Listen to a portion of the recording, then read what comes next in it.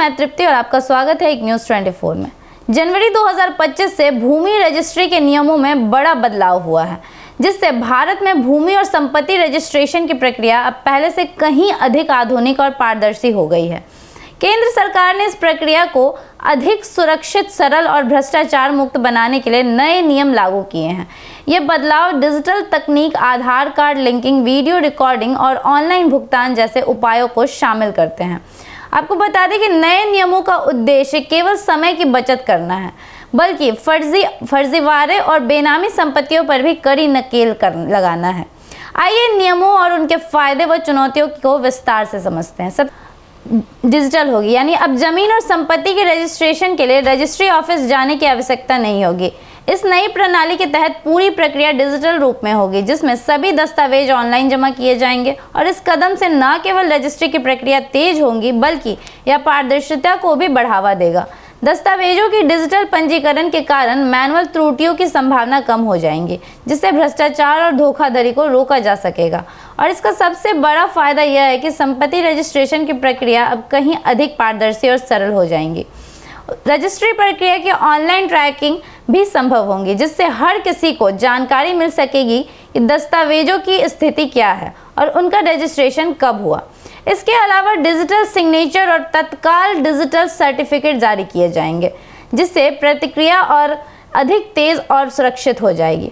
दूसरा, आधार card linking अनिवार्य होगा और नए नियमों के तहत प्रॉपर्टी रजिस्ट्रेशन के लिए आधार कार्ड से लिंकिंग अनिवार्य कर दी गई है। इसका उद्देश्य फर्जीवाड़े और बेनामी संपत्तियों पर रोक लगाना है और आधार कार्ड की बायोमेट्रिक वेरिफिकेशन से सुनिश्चित किया जाएगा कि संपत्ति का मालिक वही है जो दावा कर रहा है। इसके द्वारा संपत्ति का रिकॉर्ड सीधे आधार पर जुड़ा रहेगा, जिससे ओनरशिप की सुरक्षा भी बढ़ेगी। और आधार कार्ड से लिंकिंग का एक बड़ा लाभ यह है कि वह बेनामी संपत्तियों की पहचान करना आसान हो जाएगा।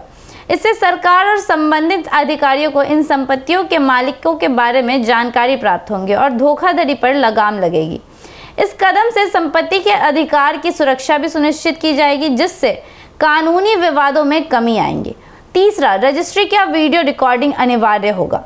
नए नियमों के तहत रजिस्ट्री की पूरी प्रक्रिया का वीडियो रिकॉर्डिंग भी अनिवार्य कर दी गई है, जिसमें खरीदार और विक्रेता दोनों का बयान रिकॉर्ड किए जाएंगे और यह रिकॉर्ड भविष्य में होने वाले कानूनी विवादों को सबूत के रूप में काम आ सकता है। वीडियो रिकॉर्डिंग से यह सुनिश्चित किया जाएगा कि रजिस्ट्री प्रक्रिया पूरी तरह से पारदर्शी और सही तरीके से हुई है। और इस नियम का सबसे बड़ा लाभ यह है कि इससे पारदर्शिता में वृद्धि होगी और किसी भी तरह के विवाद की संभावना में कमी आएगी। यदि भविष्य में रजिस्ट्री को लेकर कोई कानूनी विवाद उत्पन्न होता है, तो वीडियो रिकॉर्डिंग से यह साबित किया जा सकेगा कि दोनों पक्षों ने प्रक्रिया के दौरान क्या कहा और क्या किया था। इससे धोखाधड़ी और मनी लॉन्ड्रिंग की संभावना भी घटेंगी। चौथा, ऑनलाइन भुगतान प्रणाली होगी। इस प्रणाली में स्टाम्प शुल्क और रजिस्ट्रेशन फीस का भुगतान अब पूरी तरह से ऑनलाइन किया जा सकेगा और भुगतान के लिए credit, debit card, net banking और यूपीआई जैसे विकल्प उपलब्ध होंगे और कैश लेन देन की आवश्यकता पूरी तरह से खत्म हो जाएंगी। इस कदम से भ्रष्टाचार पर नियंत्रण लगेगा और ब्लैक मनी को रोकने में मदद मिलेगी, क्योंकि सभी लेन देन डिजिटल रूप से रिकॉर्ड होंगे। और ऑनलाइन भुगतान प्रणाली का एक और फायदा यह है कि अब रजिस्ट्रेशन शुल्क का भुगतान तुरंत किया जा सकेगा, जिससे लेन देन की प्रक्रिया और अधिक तेज और पारदर्शी हो जाएगी। इसके अलावा इससे स्टाम्प शुल्क और रजिस्ट्रेशन फीस के भुगतान में मैनुअल त्रुटियां और धोखाधड़ी भी कम हो जाएगी। और इन नए नियमों के लागू होने से रजिस्ट्रेशन की प्रक्रिया अब कुछ घंटों में पूरी हो सकेंगी, जिससे समय की बचत पे होगी।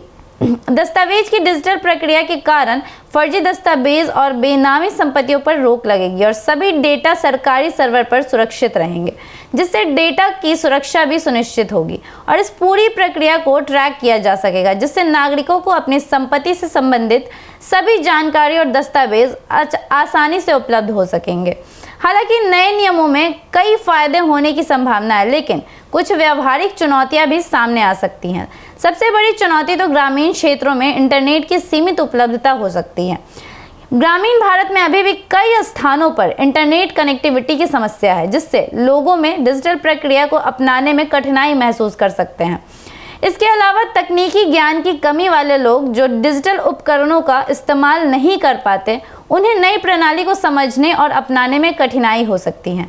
इसके लिए सरकार को ग्रामीण और शहरी क्षेत्रों में डिजिटल साक्षरता बढ़ाने के लिए विशेष अभियान चलाने की आवश्यकता पड़ेगी। भारत में भूमि रजिस्ट्री के नए नियमों के लागू होने से संपत्ति रजिस्ट्रेशन की प्रक्रिया अब अधिक सुरक्षित और सरल पारदर्शी हो गई है। डिजिटल तकनीक, आधार कार्ड लिंकिंग, वीडियो रिकॉर्डिंग और ऑनलाइन भुगतान प्रणाली जैसे कदम भ्रष्टाचार और धोखाधड़ी को रोकने में सहायक होंगे। हालांकि कुछ चुनौतियां जैसे इंटरनेट की उपलब्धता और तकनीकी ज्ञान की कमी शुरुआती दौर में सामने आ सकती हैं, लेकिन यह बदलाव भविष्य में एक मजबूत और पारदर्शी रजिस्ट्रेशन प्रणाली के रूप में उभर सकता है। हालांकि इन सभी को लेकर आपकी क्या राय है, हमें कमेंट सेक्शन में जरूर बताएं।